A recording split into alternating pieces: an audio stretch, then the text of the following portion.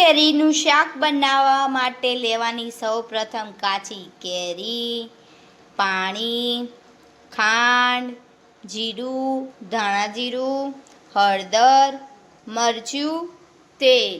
કેરીને આપણે છોલીને સુધાર દેવાની. સેજ કેરી છોલી દેવાની આવી રીતે આખી. કેરીના ટુકડા કરી દીધા છે. આવી રીતે કેરીના ટુકડા કરી દેજો તમે. અને પછી આપણે કેરીમાં પાણી લઈ લઈશું. પાણી સહેજ ગરમ થાય એટલે કેરી એડ કરી દેવાની પાણીમાં. અને પછી થોડું મીઠું એડ કરી દેવાનું. આપણે સહેજ પાણી ગરમ થયું, હવે આપણે કેરી એડ કરી દઈશું બધી. આપણે મીઠું એડ કરીશું કેરીમાં બાફતી વખત. કેરી સહેજ પોચી થાય તરત કાઢી લેવાની પાણીમાંથી. નકર બહુ બફાઈ જશે તો ઢીલું ઢીલું બહુ શાક લાગશે. કેરી બફાઈ ગઈ છે. કાચી કેરી બફાવા મૂકી હતી એ બફાઈ ગઈ છે હવે કમ્પ્લીટ. તો હવે આપણે આવું કાણાવાળું વાસણ લઈ નીચે એક બાઉલ મૂકી અને પછી બધી કેરી આમાં નાખી દઈશું.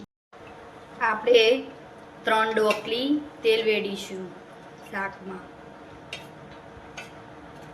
શાક વઘારવા માટે કેરીનું. આપણે જીરું એડ કરીશું તેલમાં.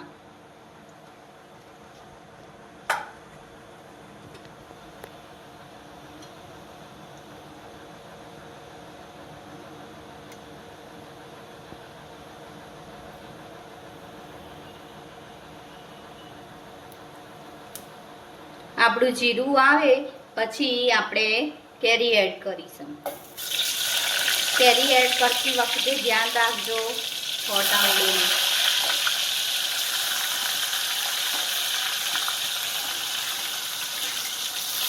ગેસ ધીમો કરી દેજો.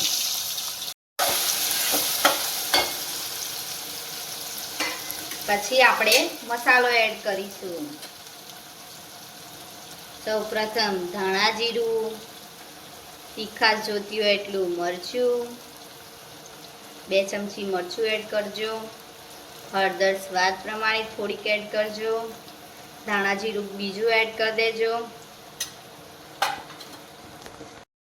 થોડું મીઠું એડ કરીશું, બાફતી વખતે એડ કર્યું છે એટલા માટે.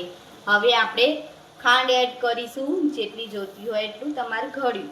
આમાં પાણી એડ કરવાની જરૂર નથી કારણ કે આપણે ખાંડ નાખીશું એટલે પાણી છૂટશે. તમે દેખી શકો.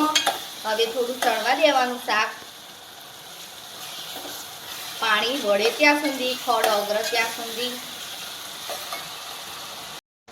આપણે થોડું વધારે ગળ્યું જોવે છે શાક તો આપણે બીજી વાટકી બી ખાંડ એડ કરીશું.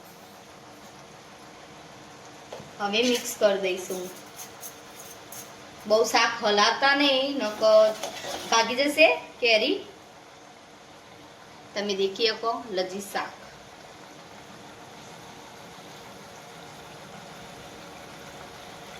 કેરીનું શાક રેડી છે, એકદમ લજીજ શાક. અને આપણે હવે એડ કરીશું કોથમીર ગાર્નિશિંગ માટે. તમે આ શાક એકદમ ગળ્યું અને સહેજ તીખું બનાવશો તો ખટ મીઠો અને તીખો ટેસ્ટ આવશે. ખાવામાં એકદમ મસ્ત લાગશે. નાના છોકરા સુંધીને ભાવશે. મોટા નાના ખાંડ વધારે નાખશો તો મોટા લોકો બી ખાઈ શકશે. કાચી કેરીનું શાક બનાવવાની રીત પસંદ આવી હોય તો લાઈક કરી દેજો, શેર કરી દેજો, સબસ્ક્રાઈબ કરી દેજો. DM cooking શોને.